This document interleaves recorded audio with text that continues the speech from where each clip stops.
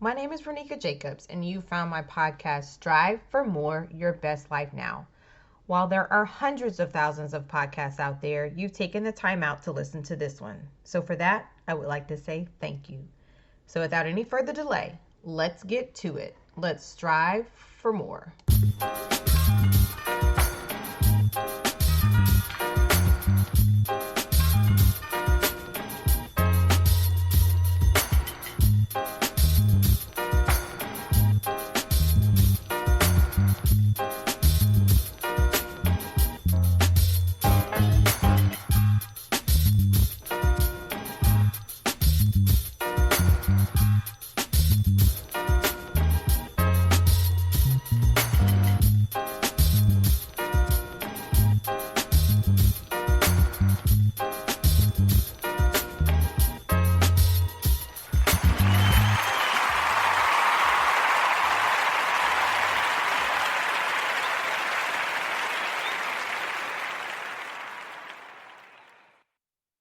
Finding a career on purpose. My next guest, Davina Ware, is helping people strive for more in their careers. Davina is the founder of Upwardly Paved Path Career Coaching and from Pave Your Ideal Career Path program. She helps professional women discover their gifts and prepare them for new careers that encompass their gifts, skills, and talents. In this episode, she will share some actionable tips to get you closer to success in your career. Hi, Davina. Welcome. Thank you so much for being a guest on my show. How are you? I am wonderful, and I'm super excited to be here. That's great. I can tell you, Davina, I'm equally as excited to have you as a guest. Okay, so how did you get into career coaching? Quite honestly, I just kept bumping my head against terrible careers. And I had so much experience being in misaligned and bad environments and work situations that I was able to counsel people that had been in those spaces. And I have a heart for growth. I have a heart for coaching, sharing, and helping people anyway. So essentially, I just took all of my pain, I took all of my struggles to make it somebody else's shortcut so that they don't have to hit their head as many times as I did to find success and to find the best fit for their careers. Man, that's awesome, because I know that there are a lot of things that I've learned after working for almost 20 years professionally. If there are a couple of things someone could have told me beforehand that I could have circumvented a couple of situations, that would have been great. Right? So, yes. So speaking of that, self-sabotage, that's a topic I want to bring up. So I know I've done some things, and maybe you have done some things that we self-sabotage ourselves. Yes, absolutely. One of the biggest things is people make decisions in their frustration and in their pain. And those are very real things, and I'm a person that's considered empathic, meaning I feel all day long. So when people are frustrated, when I'm frustrated, I really feel the frustration, and it can affect my whole day. But I watch people say, I'm tired of being looked over, or I'm tired of this happening. I'm just going to find another job. I'm going to go in a different direction. And so they're not thinking clearly in order to make strategic steps into a whole career path. It's more than just about finding a job, because that's when we get serial job hoppers, where people think, well, if I just find a different job in a different environment with different people, everything will be okay. And that's not the truth, because the same person, which is you, shows up in all these environments. They don't stop and take self-inventory of what aspects are making you miserable, and not just the aspects of the job itself. How did you even get here to be in this work environment, to be in this career, to be in this job? How did you get here? We got to back it up a little bit and start looking internally at where you are mentally and spiritually, so that we can course correct, so we can provide some healing and some insight, so that you can steer your career and not be a victim of circumstance, really, and end up in constantly miserable situations. So the biggest thing in self-sabotage is making emotional decisions about your career. Wow. And you said looking internally to course correct. I love that. I love that. Now, people say, you know, the only way to get ahead is you got to get more education. And I understand that. I mean, hey, I'm a doctoral student. I'm almost finished with my doctorate. So it's important to me to get forward in my career. But is it possible to get ahead in your career without getting more degrees? Because, I mean, getting more degrees means sometimes getting more debt. Yes. With these student loans, absolutely.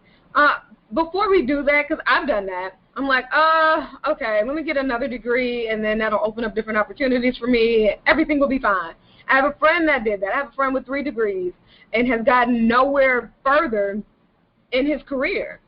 But the thing is, you have to understand your industry that you're in, because some industries, and as you know, as an educator, in education, these things, they are important depending on what side of the house you're on. If you're on the administrative side or if you're forward-facing in teaching, that's going to be completely different credentialing.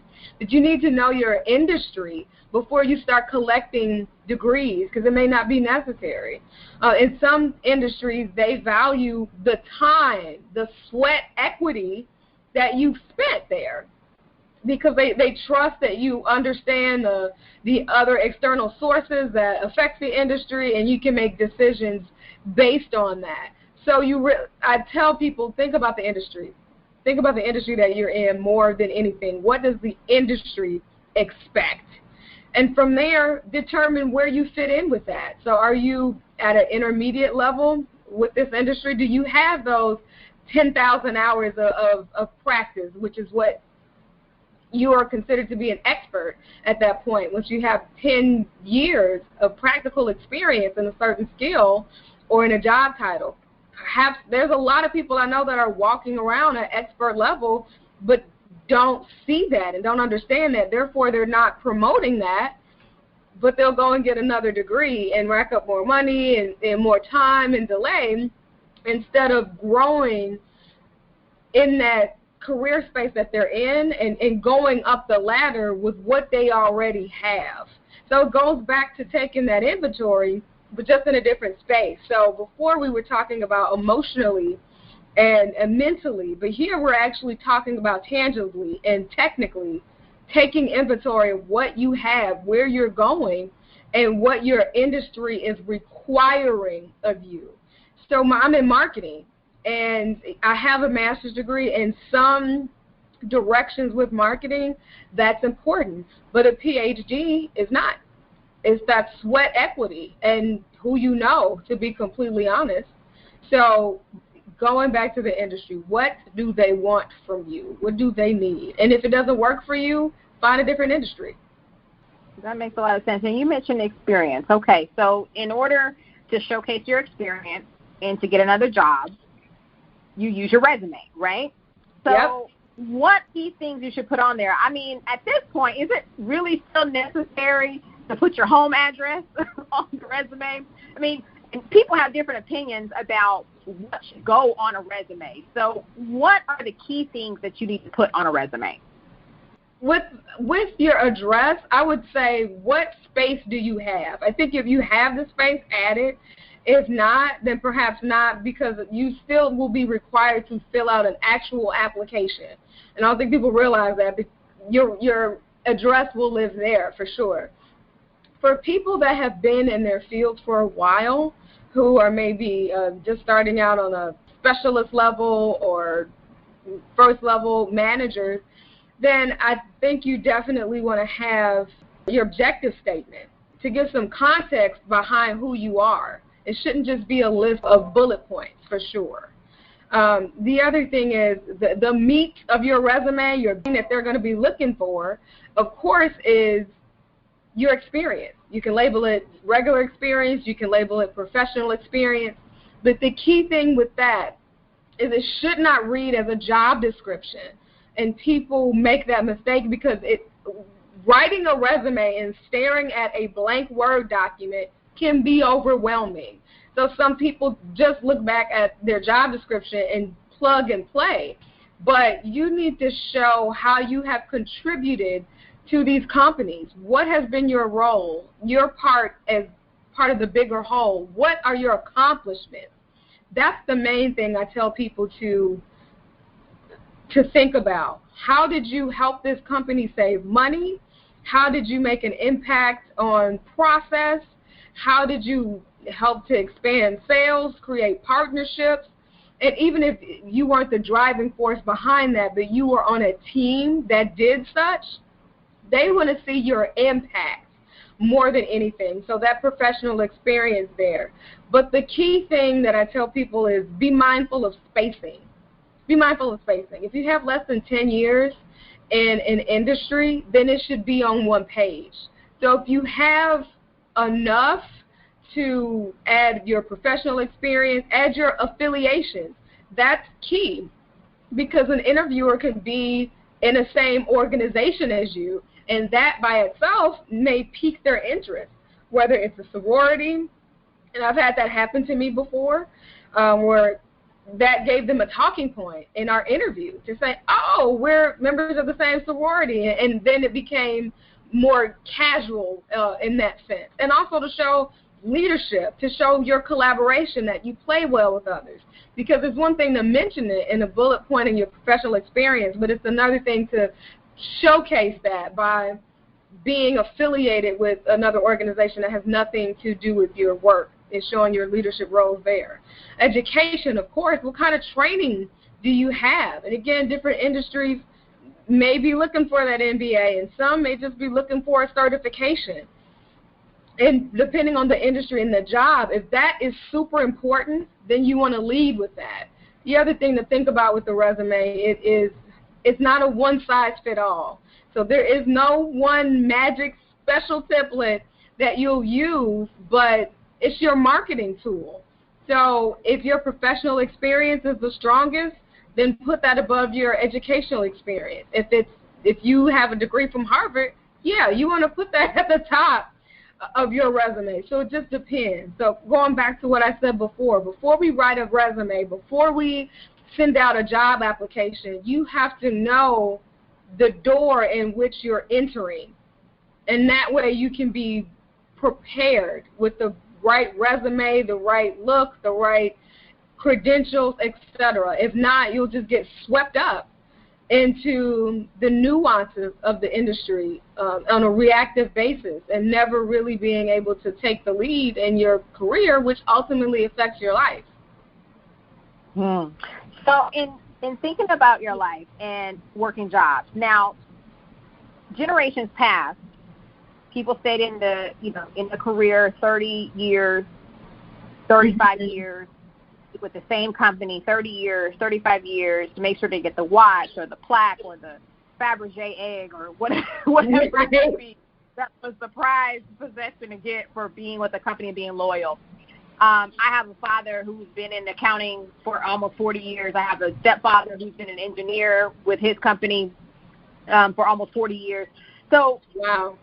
Is it true that we should just stay at a job, or what are the truths and myths to that? Is it okay to leave a job after 4 or 5 years, or is it taboo? In your opinion, talk about that. I love this question. Love this question. And the simple answer I have is the job still feeding you? And I don't mean from feeding your family. They pay you, so yeah, they should be feeding you that way. But in terms of your own growth, in terms of the life you want for yourself, is this place still feeding you? Now, if you've been with the company and they're a great company, I encourage people to look at that. Do you have understanding managers? Do you have a culture that is conducive to your personality? And if so, I would be more hesitant to jump ship. But if there's opportunities for you to ask questions, if there's opportunities for you to learn, for you to maybe take your experience and create a project that would impact the company. If there's opportunity for you to do that, I would say that then definitely stay, depending on your own personal objective. But if you get to a point where you hit a wall and there's no way you can go forward, there's no way you can have a voice, to be a stakeholder on a higher level at a company, then if you're that kind of person, the strivers, right, that you talk about in the podcast, you will be bursting at the seams to get out of this place. So it depends on your objective. Some people are perfectly fine with business as usual every day. It's comfortable for them, it's predictable, and it's less overwhelming. But for the strivers, if you and your company are running a race and you're no longer side by side, but they're behind you, then definitely I would say to move on. But before you move on, to outline what it is you need so that you and your company on your race are moving side by side, or if they're moving ahead of you, you can still catch up and have an impact and be going in the same direction. Man, I like that analogy. You're saying, if you and your career are not moving side by side, and I get that. I've been in moments, I've had those moments where I feel like, this career and my goal, this job and my goals, they're not matching up. They're just not. So then for the people out there, because a lot of people are in jobs that they don't really like, it's disheartening to hear sometimes people grumble about having to go to work and having to go to their job, but they're kind of trapped because they know they need to, see their family or they have expenses. But how do you go about discovering what you would like to do as a career so that perhaps you can move towards that preferred reality? You could strive for more and move towards that preferred reality and getting a job that you do like, that you enjoy going to every day. Yes, this is my sweet spot. I love talking about this. I would say the first thing is your own clues. What is it that you would do happily without getting paid for it? Of course, the ultimate goal is for you to have provision for yourself, but what is it if you stayed late, you wouldn't grumble about it, you'd be excited to jump in and help? What is that thing? And some clues are what you do personally in your life. Simple enough to, like, organizing your house. Some people, myself included, I get really excited about some new organizational thing from IKEA or the Container Store where I can make my house and my flow of way of doing things more efficient. Oh. It just makes me really happy. I need a whole bunch of things to organize. I would love to. Like, how can I make your life easier by simplifying or again, just organizing it? Yes. Like, I can get out of bed and be like, oh, I'm organizing today. But that means I need to be in a role where I can apply that. But on the contrary, data entry, for example, I of course have a lot of experience in that in different capacities, but I despise it. So prime example, if you don't want to sit at a computer all day typing, well then don't give that energy. But the thing that excites you, look for that. Look for opportunities to where you can contribute to that. But also, that's just one way. Anything you do career-wise or anywhere you're going, start with you first before you start looking outside of yourself, because a lot of time, we have the clues, we have the tools internally already. We just don't take the time often to trust ourselves and to consult ourselves first, and sometimes we end up building standards based on other people's standards. But I would say that's the second thing. Just ask, who do you know who's excited to get out of bed and go to work every day? And I would say talk to them. Figure out what that is, because it may be something that's also of interest to you, especially if it's a friend, because normally friends have similar values. So that's a great way to get some external information about what is even available out there. Some people don't even try to find something that will bring them excitement, joy, passion, where they can burn the midnight oil and not be drained afterwards because they don't know what exists out there. So we have to reach out to other people and figure out what that looks like. The other thing is pick a specific functional skill that you might enjoy. And again, I'll just use myself in marketing as an example, and find associations. There is a association for everything. And even you don't have to join, but there's materials that's available for you where you can research, where you can talk to some of the volunteers or some of the board to say, I'm kind of interested in this career. I'm interested in accounting. I'm interested in marketing. I'm interested in the restaurant industry. What can you tell me? And just it broadens your scope. It broadens your sense of understanding, and that way you can have the best idea and make the most informed decision to say, okay, I've laid it all out here, starting with myself, starting with my friend, and then starting with some experts in this field or in this industry. Now I can see what direction I want to take, and I can be confident in it because I've taken the time to do the research to understand, yeah, this is my sweet spot. This is where I'm happiest. And again, whether you take it or not, you still have that information. So when something comes up or you end up in a job and you're like, I'm miserable every day, you have the information as to why that could be happening, to diagnose the issue, but also to make a decision to get out. It breaks my heart to hear people like, I hate my job, I hate going to work every day.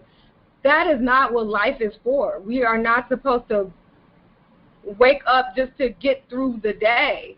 We miss so much outside of that. So I think everybody should have a career, and that's the tagline of my business, of Upwardly Paved Path, is careers on purpose. It makes a whole difference when people are working in their purpose. I think there'd be a lot less miserable people in the world. Absolutely, absolutely. Okay, so talk about the 90-day career fix. You have this 90-day career fix. What is that? Yes. So the 90-day career fix is the signature coaching program to help professionals fully transition from a place of stagnation into that career on purpose that I mentioned. Now, statistically, it takes about 6 months on average for professionals to find a new career. And that's not necessarily even a better one. It's just a new one. But with the 90-day career fix, it's half the time, but all of the work that we've been talking about, the inner work, the technical understanding, the marketing yourself. Since I'm a marketing person, I take the 90-day career fix and teach people and guide people really as an accountability partner and as a mentor and teacher how to market themselves for this career, that's not just one job. Yes, we're trying to get you to the next step, but for a whole career path after that where you jump up with excitement, where you are using your gifts and talents every day. That's why you have them. So we take it in 4 phases. The first one is self-discovery, doing the work, understanding who you are, what makes you work, what you have to give, but also your biggest personal obstacles, because some of those are the ways that we're self-sabotaging the most subconsciously. Then we move into career matching, and that's digging into not just randomly applying for jobs, but knowing, okay, this is the path I need to be on. This is what suits me. This is what's going to let my gift shine. But also this will help me to turn my biggest obstacle into my biggest strength, so it's not holding me back anymore. And then the next phase is that whole marketing yourself phase, where I'm helping people to create brand you, as I call it, where you're a walking billboard of yourself. And you may be the greatest worker or professional ever for your industry, but if you're not packaged appropriately, employers will miss it, and you'll miss it. And it'll just be a frustrating, prolonged process that doesn't have to be. But then presenting this great brand then we go over the resume, like line by line, and then I review it to say, okay, this is looking good, this is what you need to change. And because I'm walking with my clients through this process, I already know what makes them tick. I already know what they're an expert in. I already know what their shortfalls are. So I'm able to look at their resume from that lens and give them the best direction and advice so that they'll get callbacks from it. Then we do a mock interview session where I'm giving you feedback and the recording so you can see yourself, to see how you respond to certain answers. Because I know somebody personally who was in an interview and made a face and almost didn't get the job because of that. But because her friend was the director of this nonprofit, they had her resume pulled and given to the hiring manager. But if that wasn't the case, she would have missed that opportunity because of a face she made was so off-putting to the interviewers that they were like, oh, we don't know if we want to work with her. So that happens there. And then the last 2 weeks is pure job search strategy, so that you're not burning yourself out, spending 20 hours a day, or that old adage that I am trying to debunk, that if you want a new job, you have to make a job out of finding a new job. And that simply is not true. That is not efficient and not the best use of your time. So we find the shortest and the most applicable route for professionals to find that career that's not going to take up all their time, but also is more than likely going to get them more interviews. So we walk through these 4 phases, but also it's skill building, and it's set up in a way so that you don't ever have to be in a stagnant job or a bad work situation ever again. No, that's awesome. That's a wonderful process. Okay, so, they have that saying, it's not what you know, it's who you know, and trying to get up a career and move forward in, to advance your career. So what are some strategies that someone can do to get hired at an organization when they don't have a quote-unquote inside man, or they don't have a direct reference or a referral? What are some things people can do? Know the company. That's the biggest one. And some people specifically want to work for a company because they've heard great things or they're excited about what they're doing. The company should know that, because even if it's between a candidate that, okay, this is, we know this person or they were referred to us, but to have someone that is passionate and excited about what they do genuinely, it trumps that.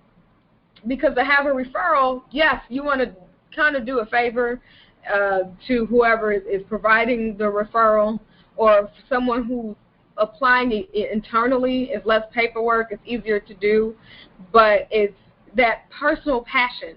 When that comes out, that makes people pause to say, oh, this person may do more for us than the people that we know. So seeing that hunger and also showing up as the solution. Because a lot of times people that are referred somewhere or it's a networking situation, they get a little laxed. They can get a little lazy in the process because they're like, I'm just going through the technicalities of it. I already got referred.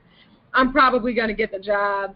So that's a great opportunity for someone who doesn't have that inside man, that inside plug, to show up as the solution. Because ultimately, that's what they need more than they need a buddy on the team. That makes sense. Well, Davina, I have one last question. Now, this question has nothing to do with the topic that we've been talking about. This question, I like to ask all of my guests towards the end of the interview one little question. I guess maybe I'm a little nosy. I don't know. So we all have our, talents, but then we also have things that may not be considered talents, or we wish we could do them, but it just, no matter how hard we try, it just doesn't happen for us. So what is something that you can't seem to do, no matter how hard you've tried? Oh, that's an awesome question. I would say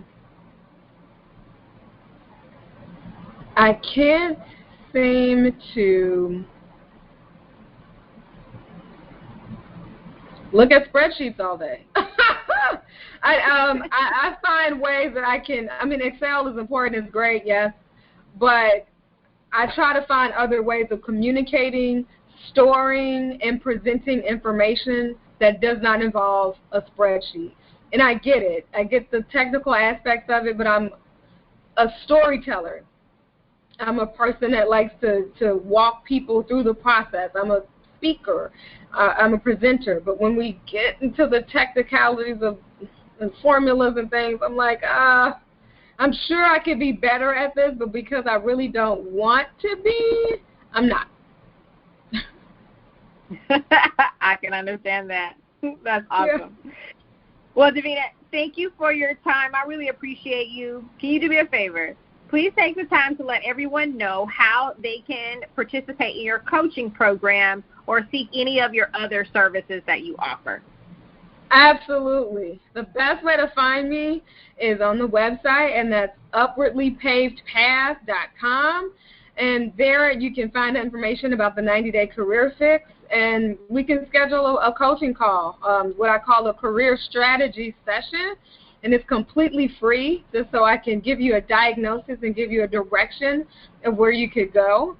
There's some awesome blog posts there to help people from a personal, spiritual, and a career standpoint, to leave your feedback there or tell me how this information has helped you. And, of course, on all my social media pages. But, yeah, I like to hear from people, and it's my goal to get as many professionals in a career on purpose as possible. Wonderful. Any last words of encouragement for the listeners out there as they continue to strive for more? Yes. Don't get distracted. There's a lot happening right now, and everybody has a place.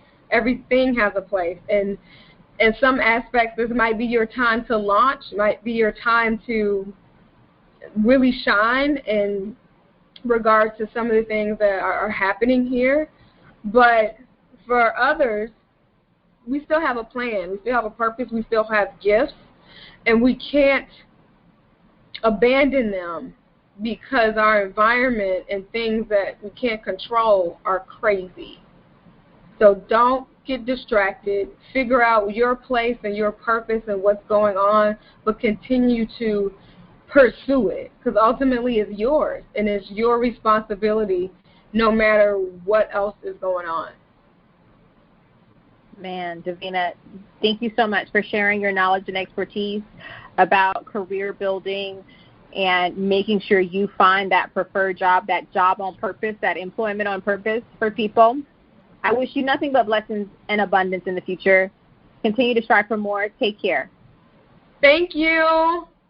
To find out more information about Davina or to book her for career coaching, visit my website at www.striveformorepodcast.com. Have you followed Strive for More on Instagram or Twitter? When you are finished listening to this episode, go to your Instagram or Twitter account, search Strive for More, and follow. Remember, it's for the number 4 and not FOR. So strive, the number 4, more, and follow. When you follow on Instagram or Twitter, you receive the latest show info, like new episodes, information on guests, and daily inspiration. Thank you so much for listening. See you in the next episode.